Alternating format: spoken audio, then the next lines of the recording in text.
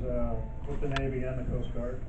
A little background: in June 2013, the Navy negotiated with the previous port agent, PA Marine, to prepay for 40 days of moorage for their 64-foot screening vessels. The following summer, they wanted to increase that to 240 days a year and formalize it in a contract. So PA Marine negotiated with them at an annual rate of $19,200, which is invoiced monthly, and that was based on a transient rate of $1 per foot per day plus power. The current contract is also at that dollar amount. It's in place from September 25th of last year through September 24th of this year. The contract does not have a deposit or security bond. And in May, the Navy requested some amendments, 3 of them. They wanted to reduce the number of moorings for the 64-foot vessels from 240 down to 200. They wanted to add 15 for some other security boats that are about half as long in length. And they also wanted to ask a port agent and port security to do some security checks and report those monthly. It was at that time the emails were going to our new port agent, Michigan Petroleum. They weren't familiar with this agreement that PA Marine put in place.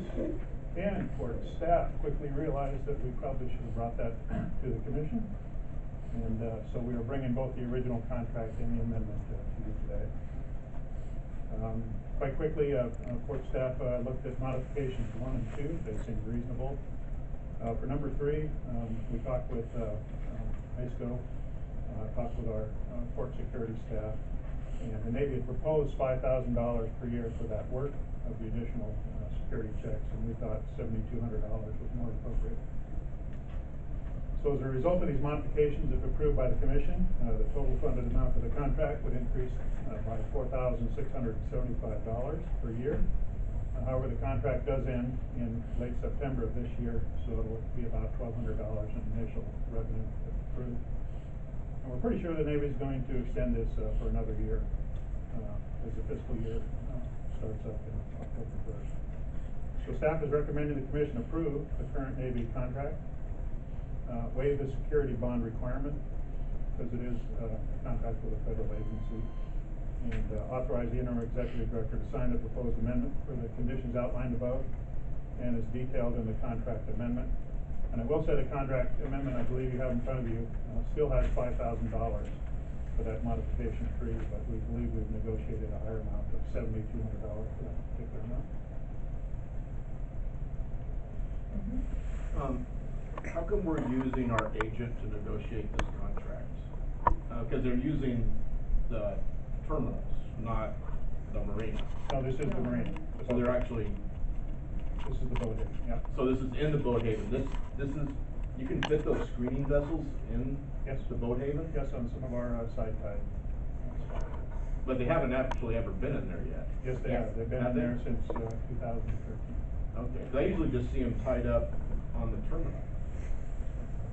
The big, 84, are they 84? 64. 64. 64. The ones with the big containers in the back. No, that's the hornback. Yeah. Those are screening vessels for the subs. Those are, there's 3 types, right? I'll let you speak. No, I'll let you speak. Okay. As I recall, there's the hornback, then there's smaller screening vessels, and then there's also another type. There were 3 different lengths of vessels. I remember doing a lot of work on this, sent it off to Ken last year. What's the 3rd type? There's the screening vessels. But this doesn't portray to the ones that get tied up at a terminal. No. Okay. No, Okay, that's what I thought these were talking about. these are on the side tide docks. But they're still a screening vessel. Yeah. Right. Okay. But But they're just much bigger. Yeah, the Coast Guard, they're Coast Guard vessels, but the Navy is the agency. Okay. For this contract. There were 3 types of vessels that were part of this mission, and we've always supported all of their vessels. That's something that as an aside, I shared with Mike Chapman, Commissioner Chapman, they wrote the letters to the Navy, and I informed him that we had spent over 1,000 hours, the staff did, proposing different alternatives for them to locate at our port, and he was unaware of that. And so he said if they do accept a meeting, the commissioners, county commissioners have requested a meeting with the Navy, that they would like us to attend that if the Navy does accept their request, but he was not sure that they would at this point. It's pretty far along in the process. Kind of makes complete sense to go out there. I don't know, I disagree, from a security standpoint, it's more secure here,